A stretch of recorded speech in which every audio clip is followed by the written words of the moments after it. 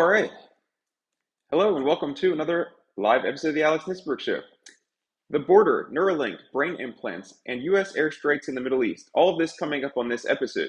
I'm Alex Nisberg. Thank you for joining me. And before I go any further, I'll just remind you to please hit the like button if you enjoy these shows, leave a comment, and subscribe to the channel. So first, the border. Should aliens in the U.S. be deportable if convicted of driving while impaired? In a bipartisan 274 to 150 vote, the House of Representatives passed a measure on Thursday that would declare that aliens who drive while intoxicated or impaired are inadmissible and, if convicted of such an offense, deportable. The 150 lawmakers who voted against the measure were all Democrats, but 59 other Democrats joined 215 Republicans in voting to approve the measure.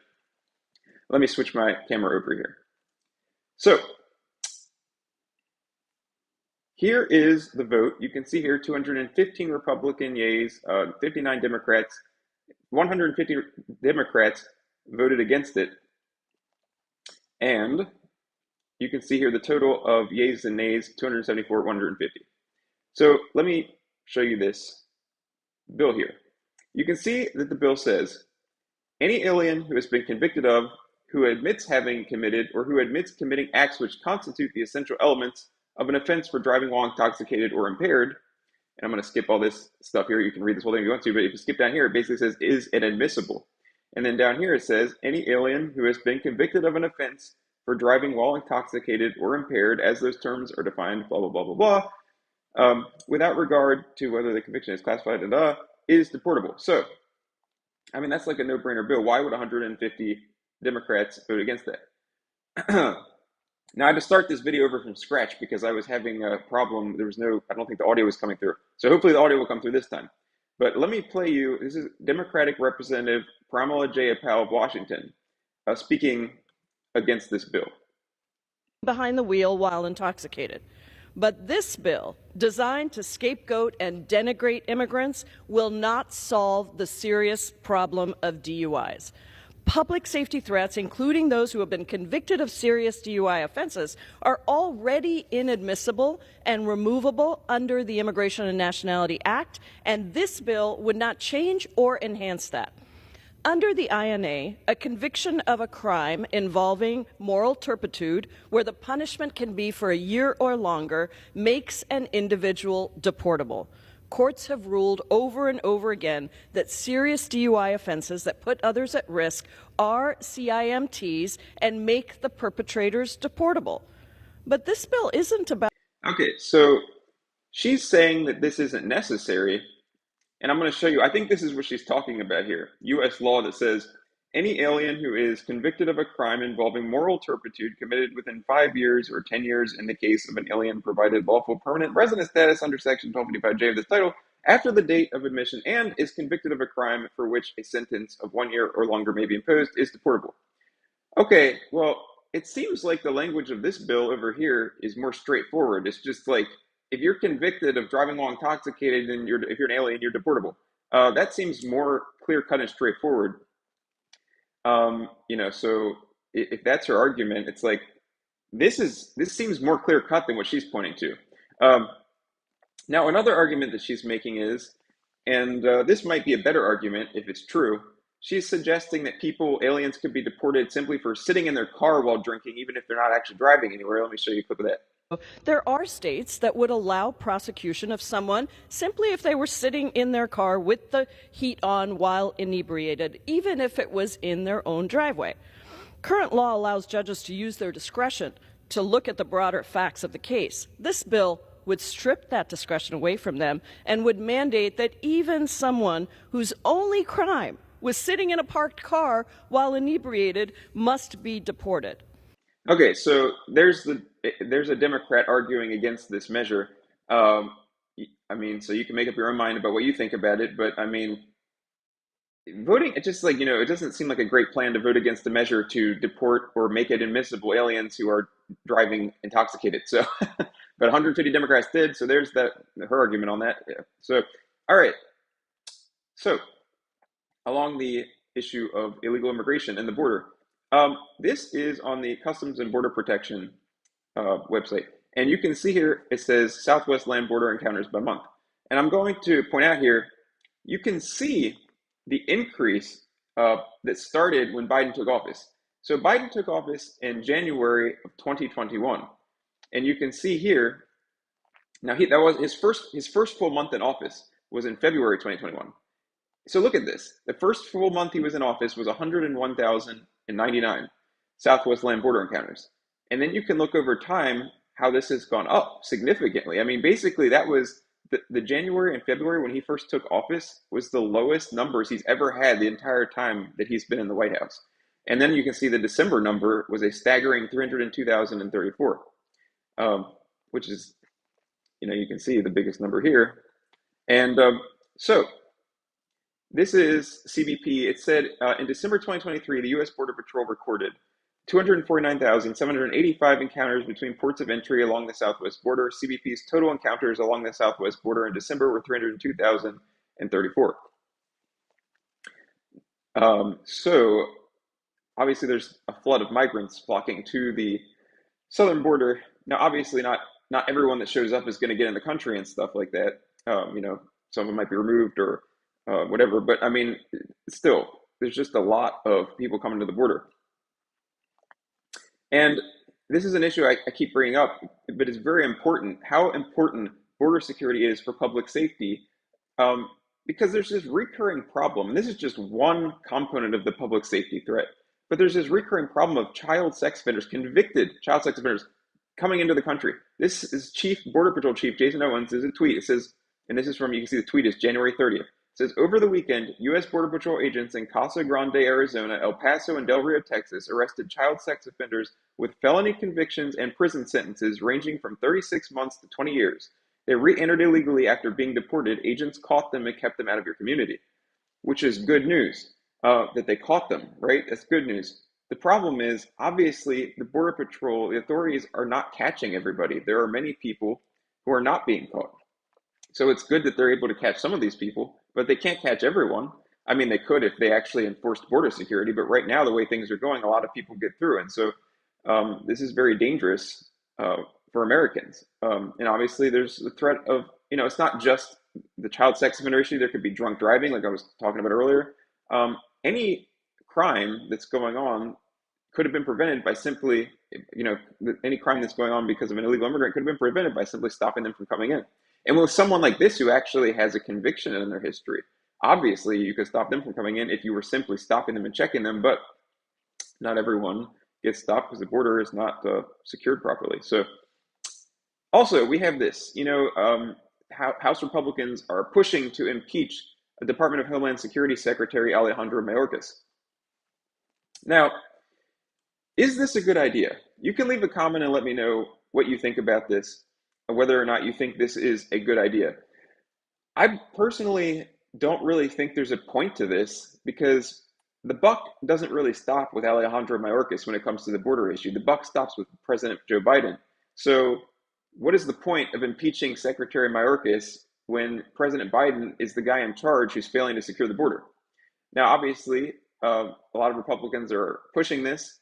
You can let me know if you think it's a good idea or not. I mean, he's not doing a good job. The border's not secure, but it's like impeaching the vice president of it's like if you're upset with a company, say Apple, you're upset with Apple. I'm actually going to talk about Apple in a second, but you go after the vice president instead of the president or the CEO of the company. It's like, why? What is that going to accomplish? And let me talk about a few more aspects of this. Number one, if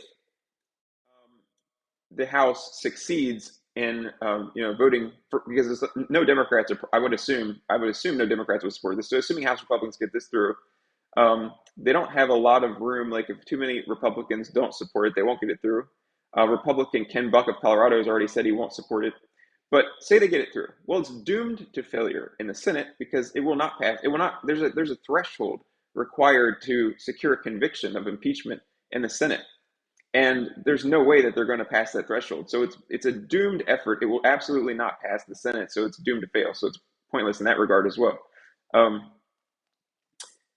But speaking of Apple, let me talk to you about Apple a little bit here. So Representative Chip Roy of Texas, he put out this screenshot, and he said, just charge my dang phone. And he's got a screenshot of his iPhone here that says, clean energy charging. In your region, iPhone will try to selectively charge when lower carbon emission electricity is available.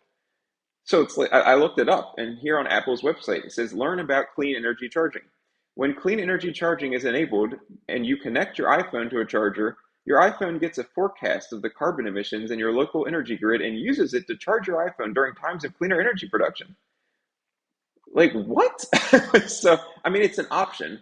You can look down. Whoops, I'm not that yet. You look down here. It's an option. I don't think you don't have to do it or anything, but it's just like, that's this the green energy agenda stuff. It's kind of ridiculous. Um, so there's that.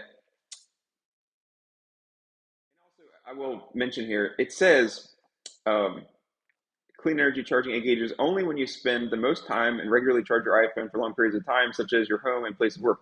The feature doesn't engage if your charging habits are variable or your new location, such as when you travel.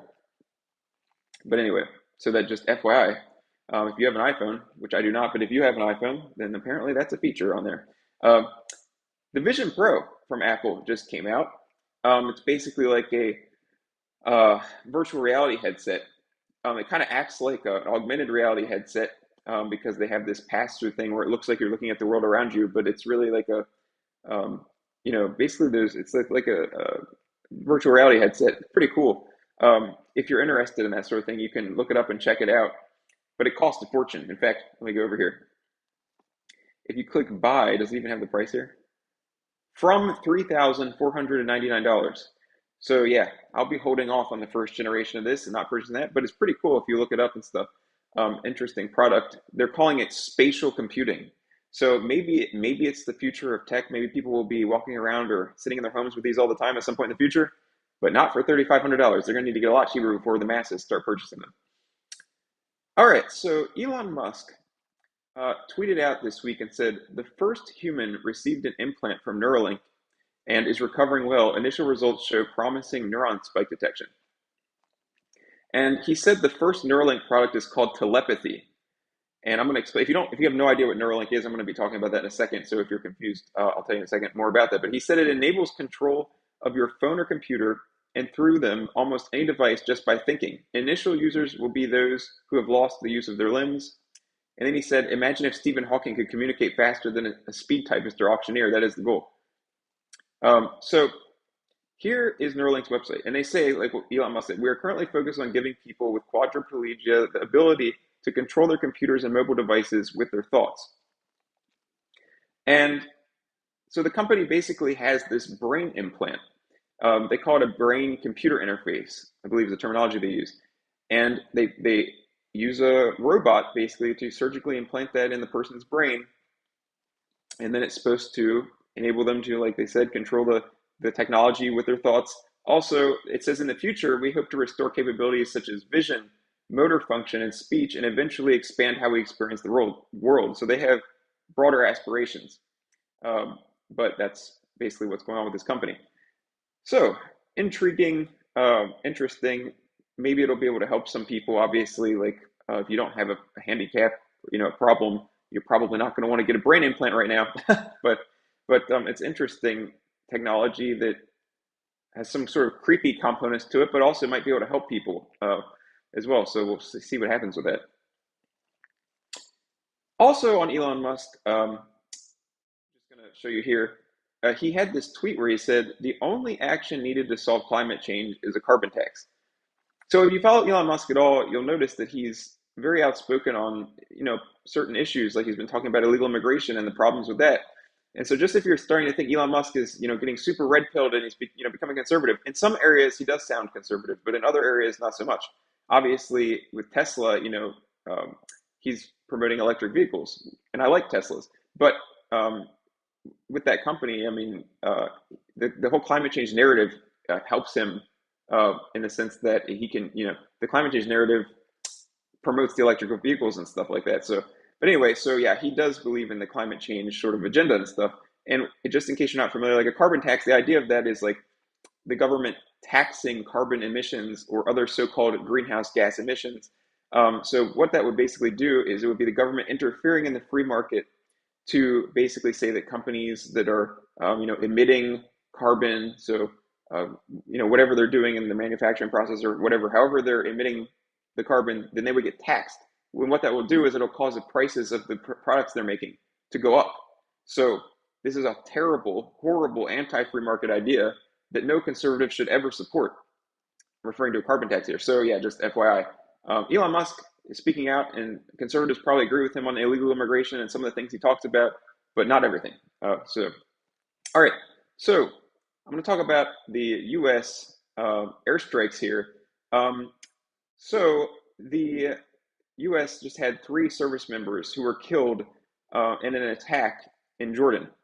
You can see here, this is a Department of Defense press release that basically says that these service members died when a one-way unmanned aerial system impacted their container housing units. Now, we had Lindsey Graham saying that he is calling on the Biden administration to strike targets of significance inside Iran, not only as reprisal for killing our forces, but as deterrence against future aggression. Let me show you a clip of him speaking here. Biden has yet to hit Iran directly. The Iranians could care less how many Houthis you kill. They could care less how many Iraqi militia you killed. The only way they will change their behavior and stop killing Americans and attacking our troops and trying to bomb ships in the Red Sea is for Joe Biden to hit their oil infrastructure and start killing their soldiers inside of Iran. I'm not asking to invade Iran, but I'm calling on President Biden tonight.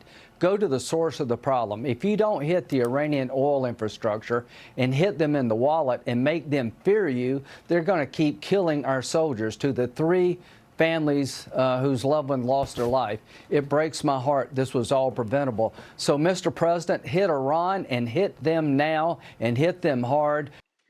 Okay. And also, we had Nikki Haley over here who said we should retaliate with the full force of American strength. It's the only way to prevent further war. If we do not, these attacks will only continue. Now, President Biden did respond. He put out this statement saying that this is a statement from yesterday on Friday. He said, "This afternoon, at my direction, U.S. military forces struck targets at facilities in Iraq and Syria that the IRGC, meaning Iran's Islamic Revolutionary Guard Corps, and affiliated militia used to attack U.S. forces." He said, "Our response began today. It will continue at times in places of our choosing." And he said, "The United States does not seek conflict in the Middle East or anywhere else in the world, but let all those who might seek to do us harm know this. If you harm an American, we will respond." Now, I'm going to talk a little bit more from the CENTCOM press release about that attack, but I just will note that he's saying that if you harm the U.S., we'll respond. Well, he's not responding very well to the border crisis, which, as I pointed out, with the child sex offenders or the drunk drivers or whatever, has a real risk of, and in some cases actually does, harm Americans. But that's just an aside there. So CENTCOM has this press release that said February 2nd, U.S. Central Command forces conducted airstrikes in Iraq and Syria against Iran's Islamic Revolutionary Guard Corps, Quds Force, and affiliated militia groups. U.S. military forces struck more than 85 targets with numerous aircraft to include long-range bombers flown from the United States. The airstrikes employed more than 125 precision munitions. The facilities that were struck included command and control operation centers, intelligence centers, rockets, missiles, unmanned aerial vehicle storage and logistics, and munition supply chain facilities of militia groups and their IRGC sponsors who facilitated attacks against U.S. and coalition forces. Also, just FYI, well, before I even get to this, what are your thoughts about this?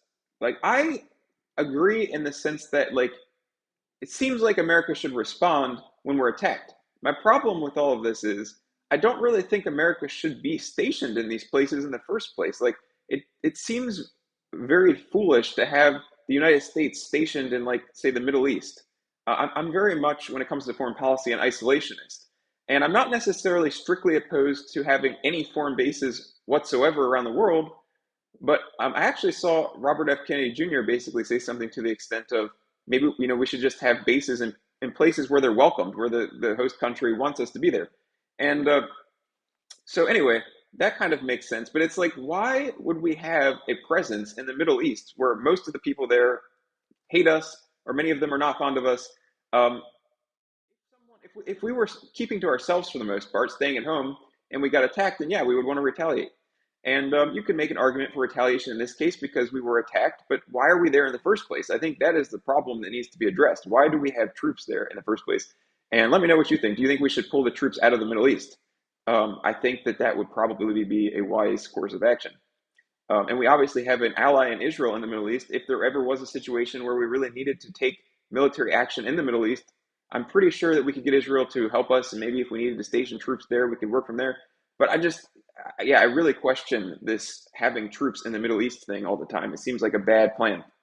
Let me know what you think about that. So also, this is a press release from today from CENTCOM. Apparently, there was some military activity today.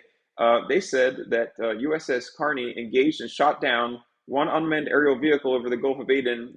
He said there were no injuries or damage reported. Later that same day, at approximately 4:40, it says U.S. Central Command, they're saying Sana time, by the way, U.S. Central Command forces conducted strikes against 4 Houthi UAVs that were prepared to launch. U.S. forces identified the UAVs in Houthi-controlled areas of Yemen and determined that they presented an imminent threat to merchant vessels and the U.S. Navy ships in the region. U.S. forces subsequently struck and destroyed the UAVs in self-defense. Then at 9:20 p.m. Sana time, USS Laboon and FA-18s from the Dwight D. Eisenhower carrier strike group engaged and shot down 7 UAVs over the Red Sea. There were no injuries or damage reported. These actions will protect freedom of navigation and make international waters safer and more secure for U.S. Navy vessels and merchant vessels. So that was just that was a press release from today. All right, a little bit more before I go here. There's not much to talk about with the Republican presidential primary because obviously it looks like Trump has it locked up. But as you know, Nikki Haley has still not dropped out. So I just wanted to mention here that when you look at South Carolina, here's a poll. I'm on the realclearpolling.com website. And this is a South Carolina Republican presidential primary poll that has Trump at 58, Haley at 32. So obviously, Nikki Haley was formerly the governor of South Carolina. It looks like she's going to run at least through South Carolina. And she is going to, according to this poll anyway, get creamed in South Carolina. So yeah, it looks like Trump is going to be the nominee. Haley's still running, even though she probably has no chance. She hasn't won any states yet, and she's not going to win South Carolina either. So yeah. Also, on a personal note, I just wanted to say I've been doing these live streams for almost an entire year at this point, these Saturday live streams. I started, the first episode I had here was February 11th, 2023. So basically next week will be the 1-year mark. So if you have been watching these throughout that time, or if you've been watching them recently or at any point through there, thank you for watching. I appreciate it. And as always, please don't forget to give this episode a thumbs up if you enjoyed it. Subscribe to the channel. Follow me over on X, the platform previously known as Twitter. And I will just note, I had a comment here from KitKat who said, human augmentation. Do humans want to be augmented? Do they have a choice? Yeah, like that's what the Neuralink brain implant discussion, I believe, is what you're referring to there. And thank you for the comment, KitKat. Also, anybody else who's watching this, even if you don't really have a comment, just leave a comment. Put a period in the comment or just say, hey, what's up? Or tell me what state you're from. I think having more comments and thumbs up might be good for the algorithm. So thank you for that comment, KitKat. But yeah, it makes sense that possibly this brain implant from Neuralink might be something that someone who is disabled, if you have quadriplegia or something, and maybe you could control like a robotic arm with it, if that's possible, or maybe if there would be a way to control the technology of the brain, I could see where someone might want that. But maybe not. And also just our everyday people are going to just start wanting brain implants at some point. I feel like that's going to be a hard sell. I think most people are not going to want to crack open their brain and have a chip implanted into it. Even people that are disabled, many probably wouldn't want to do something like that. Maybe some would, I don't know. But the free market, I guess, will decide. Hopefully, we don't want government deciding to start telling people to get something like that. But now, the Apple Vision Pro, which you stick on your head, I think that could gain serious popularity because that is just something you stick on your head, and then you can have an interesting sort of experience with augmented reality and virtual reality and that stuff. I think that's a neat product that I would definitely like to try out and maybe even get one day when it's not $3,500. But I think that'll be a much more interesting thing to keep an eye on. All right, thank you everybody for watching this episode. Have a great rest of your week/weekend, and I will see you next Saturday. And for anybody who may have watched the original version of this video, sorry for the technical difficulties. If you're watching this version of the video, you won't have seen them. Hopefully next week, no technical difficulties. So thank you for watching. Bye-bye.